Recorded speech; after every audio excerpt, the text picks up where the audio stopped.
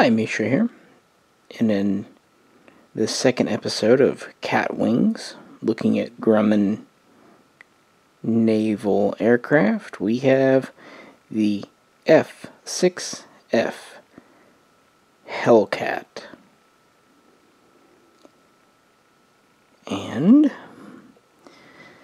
this big brother to the F4F Wildcat is endorsed by Seamus. Large and sometimes very willful, also sometimes very deaf. And right now he's putting my wife through hell because he's trying to dart out every time the front door opens for some reason. We've had him for years, and all of a sudden in 2019 this is his new trick. So he is definitely a Hellcat to her right now. But he's still pretty. Alright, now that we have the approval out of the way, this is the big brother and essentially replacement for the F4. Really the only time it didn't replace was when an escort carrier needed a plane. This is a much bigger bird than the Wildcat, so it still had some purpose. But really, as early as 1938, Grumman was planning this. But it went through many revisions and changes before the war, mostly to increase the power. Some early pre-Hellcat prototypes flew in 1941, but it really wasn't until the engine was upgraded in 1942. That summer, they worked on the engine. The first F6 prototypes flew in June, and then we continue to fly various prototypes with different engine configurations through October, and then these would be quickly adopted because wartime, and would first go operational on board the USS Essex in February of 1943, and by September they were seeing combat and would see a lot of it. That was the original F6F-3. Soon in 1944, the F6F-5, an improved version, would be introduced. It had a lot of improvements, most of them relatively small, but important. It did have a higher rated engine for better performance. It had a new cockpit, and it was more versatile as far as its armament. So what do we have here? Well, in every way this is a bigger plane than the F4F. We're at over 33 feet long, so about 5 foot longer, and we have a wingspan of almost 43 feet, so again about 5 foot more. This plane could get up to 390 miles per hour, and it could get up to about 37,000 feet. Standard armament originally was 6 50 caliber guns with 400 rounds each. This would continue through the Dash 5, although another configuration was available with 4 50 caliber guns and 2 20mm cannon, kind of a harbinger of things to come a decade later. It also could mount 6 rockets under the wings and carry a torpedo or large bomb in the middle of the fuselage, or smaller bombs on the side of the fuselage. It was primarily a fighter, but as you see, it could be used as an attack craft. And also this was designed to operate off a carrier. The wings would fold,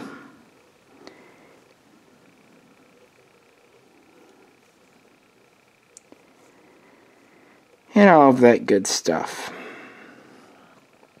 The British would also adopt the F6F. Originally they were giving it the name Gannet, but very quickly they would go to using Hellcat, just to again conform like they had done with the Wildcat.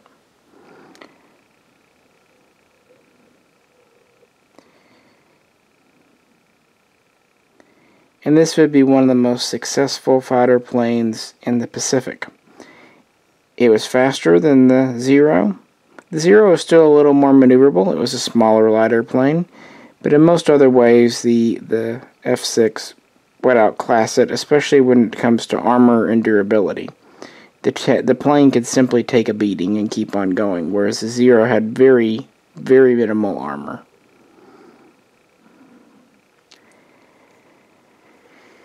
They would build over 12,000 of these, and they would be credited with 5,223 enemy aircraft downed, the most of any single plane of the war.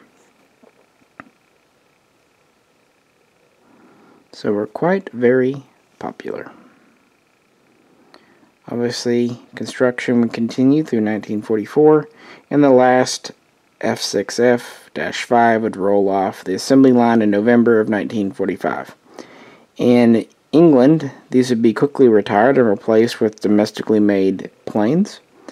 In the U.S., they would stick around a little longer. The Navy would replace it with the F6F Hellcat. One interesting note, when the Blue Angels were first formed in 1946, the F6 was their very first plane. So that's kind of neat. But as with most World War II era planes, this was very quickly taken out of U.S. Navy service, although they were used in kind of secondary capacities, training, and also drone,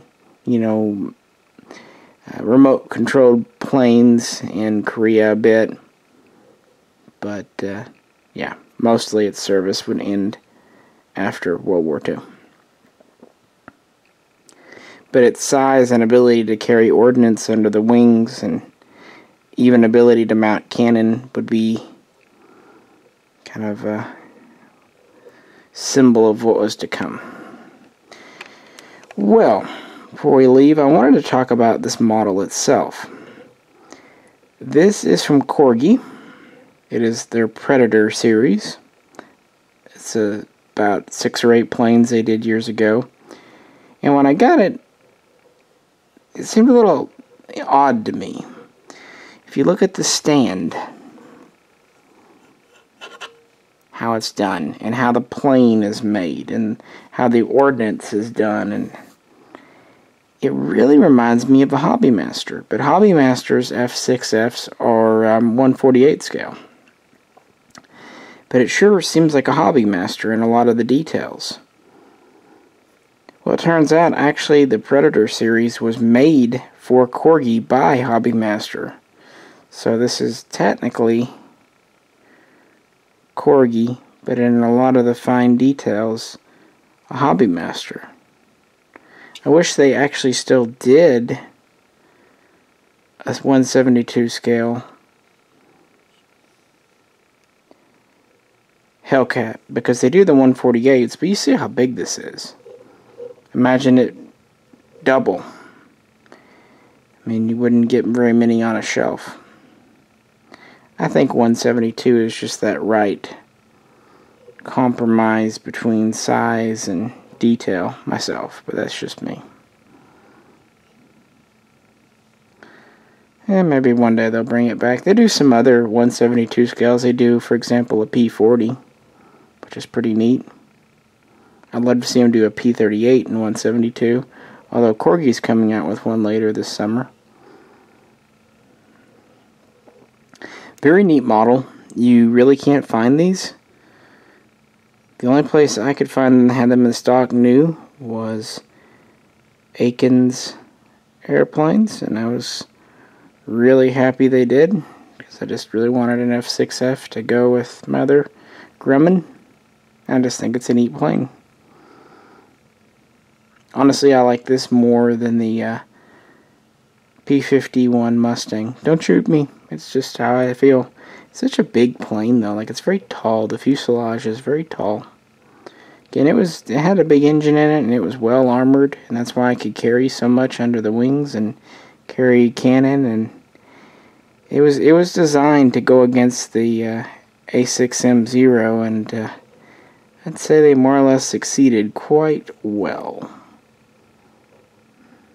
It accounted for as much as 75% of enemy fighters down during World War II. And that's pretty impressive considering really it was only in service in the Pacific for about 2 years.